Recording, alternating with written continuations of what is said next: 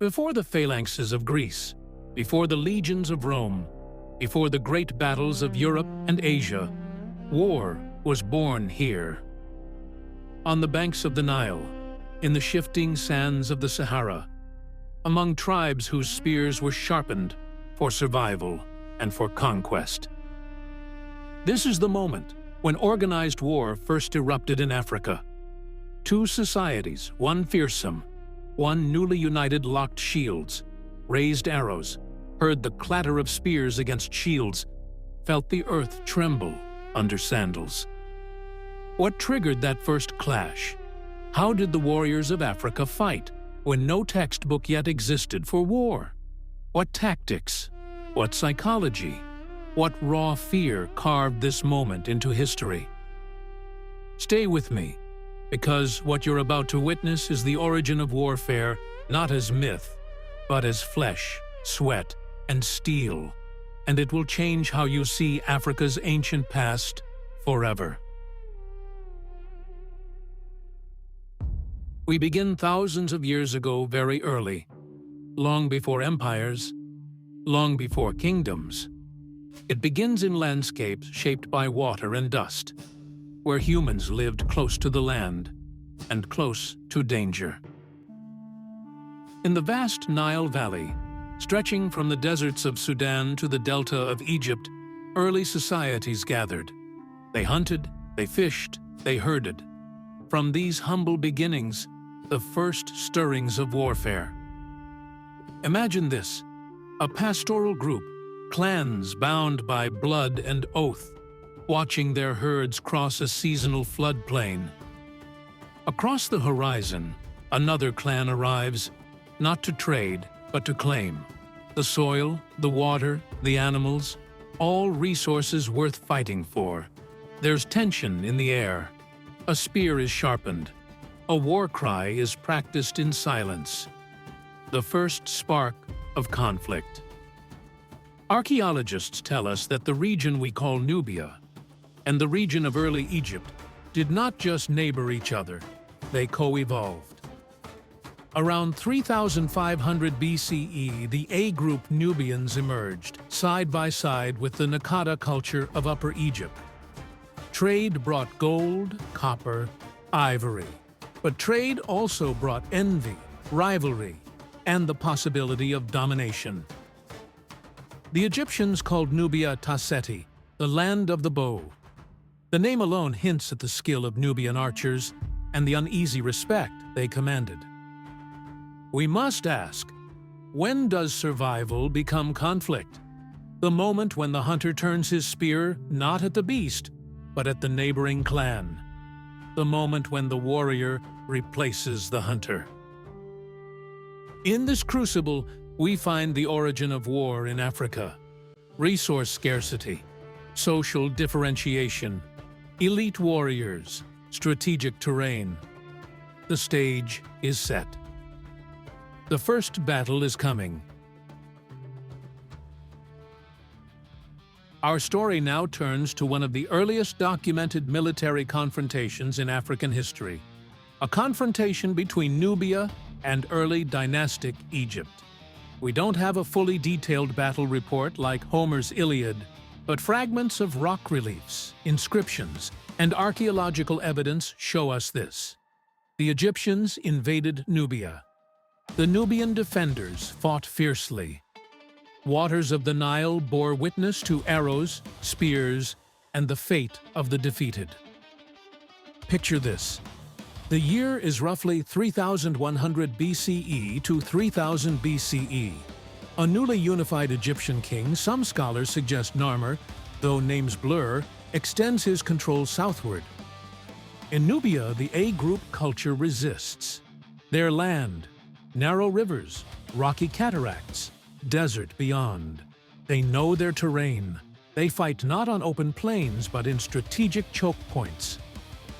The Egyptian forces, glistening in copper and linen, know the cost. Securing Nubia is access to gold, to trade routes, to the power of the Nile itself. For the Nubians, fighting means defending identity, home, mastery of the bow. We see them clash, At a cataract, where the water narrows, arrows streak across the dawn. The Nubian archers fire from cover. The Egyptian spearmen advance. The ground shakes as shields clash. Bodies fall into the Nile. The roar of war echoes across the dunes. One rock relief at Gebel Sheikh Suleiman possibly depicts a Nubian defeat by an early Egyptian ruler, possibly Jirsi Wai, 3000 BCE. This is not symbolic ritual combat. This is fighting for land, for wealth, for survival. Now, why this battle matters? Because it is not merely a clash of spears. It's a transformation. One side is moving from tribal allegiance to organized war. The other side is encountering a foe that will not simply submit. Strategy begins here. Commanders calibrate forces, keep supply lines, exploit terrain. The first seeds of military thought are planted. The result is ambiguous. Nubian resistance remains, Egyptian control waxes and wanes. But the meaning is clear. War has entered Africa as organized, strategic, and consequential. Now, let's dive into how they fought. Not just the who and why, but the tactics that made these early African wars distinctive. Terrain mastery. In Nubia and Upper Egypt, the Nile is both highway and fortress. Rapids, cataracts, narrow passes, these are natural defensive lines. A small force using bows, shields, and rock formations could hold off a larger invasion. The Nubians knew this. They were land of the bow. Upper Egypt knew this too. Our mental image, a Nubian archer hidden behind a granite outcrop, draws his bow. The target, an Egyptian spearman stepping into the funnel of the Cataract Valley. The arrow flies. The spearman falls. The rocks echo the thud. In open desert or savanna, movement and cavalry become possible. But in the Nile's gorge, the bow rules. Weapons formations. Early African warriors wore minimal armor leather, hide, linen. Their weapons, spears tipped with flint or copper, short swords, shields of hide or wood, and above all, the bow. In Nubia especially, archery was legendary. The Egyptians themselves recruited Nubian archers. Imagine a Nubian warband advancing. Light, fast, silent in movement, arrow carriers ready.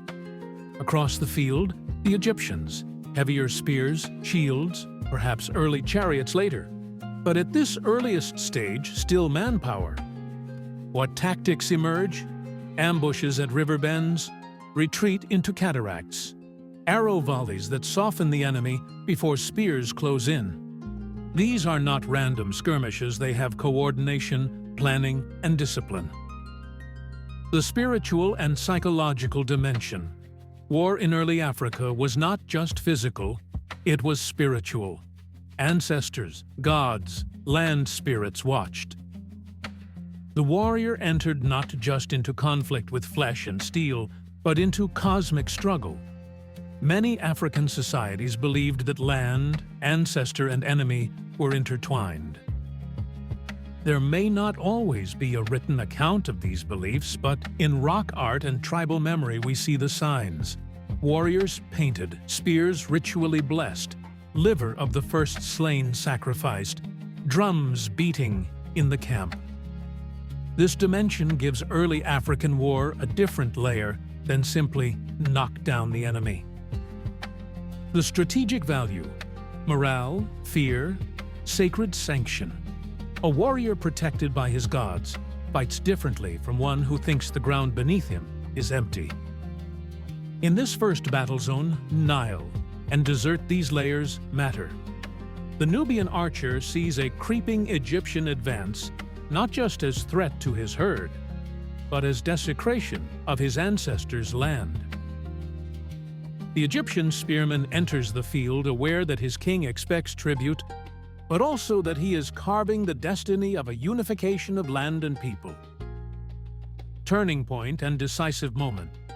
In our reconstructed scene, the Egyptian force pushes upstream. Day 1, skirmishes.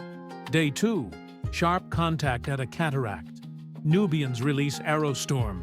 Egyptians form shield wall. Some Nubian flankers are routed. The Egyptians falter when terrain turns against them. A moment arises. A Nubian leader signals a mass archer volley.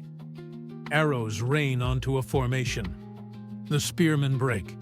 In the chaos, Egyptian king arguably orders retreat. The river sees bodies drifting.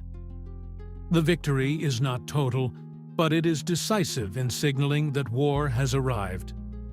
The tactics used, terrain leverage, arrow volleys, disciplined shield advance, are proto-military maneuvers. Now let's zoom out and ask, how does this early African warfare compare with early war tactics elsewhere? What did Africa do differently? What did it share? And what legacies flow from that first battle? Africa's early advantage: terrain, archery, mobility. In many early civilizations, Mesopotamia, Indus Valley, China, the open plains, large river systems, and city-state walls dominated warfare. Chariots, fortified cities, mass infantry. In Africa's Nile region, complex terrain demanded different responses. The proficiency of Nubian archers earned them the name Land of the Bow in Egyptian texts. Contrast: the early Egyptian push south was not just against a weaker foe. It was against a people who had mastered archery and terrain in a genre of war unfamiliar to the Egyptians themselves. Shared war principles, resources, control, identity. Across continents, early warfare was about resources: land, water, trade routes. In Mesopotamia, city-states fought over fertile soil. In the Nile Valley, annual floods, gold, herds, passage of trade demanded control. When the Egyptians built forts into Nubia and expanded south in the Middle Kingdom, the Hauja 2040 to 1640 BCE, the same formula appears: extract wealth, secure frontier. Thus, Africa's first war shares the same structural drivers as elsewhere, but executes them in a different topographical and cultural frame. Legacy, where Africa's early war led. Because this first battle occurred in this African corridor, the legacy flows. The development of specialized archery cultures, Nubia, which later became elite units in Egyptian armies. The embedding of warfare into African statecraft. Controlling Nubia meant controlling gold, means that militarized bureaucracy became crucial. The psychological imprint. When a civilization realizes war is not only possible but necessary, tactics evolve. Training camps, reconnaissance, strategic outposts. Weaknesses and limitations. It must be honest, Africa's early war had some limitations compared to later European or Asian war machines. Logistics over vast desert were harder. Mass armies in savannah created different dynamics. Infrastructure of supply and manufacture lagged behind some Eurasian systems.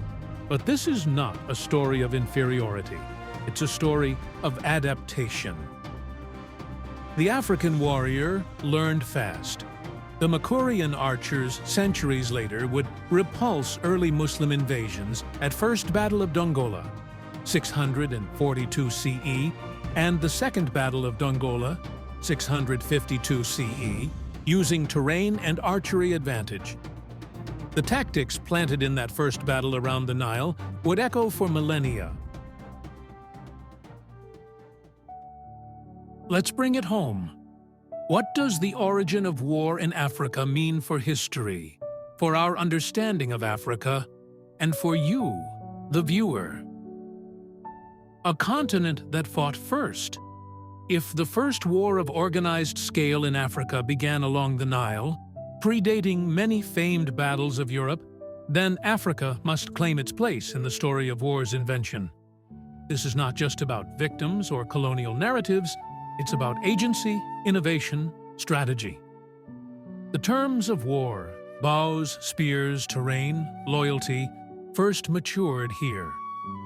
If this journey into the origin of war in Africa awakened something in you, hit subscribe and press the bell, because this is only the first act. In our next episode, we will travel to the heart of the savannah to explore how the Nubians and the Egyptians started early organized conflicts and how the world watched. Drop a comment below. Which part of this story surprised you the most? The archers, the terrain, the oath of war? I'll pin the best responses. And if you found value in this video, like and share. Let's grow this community that rewrites history together.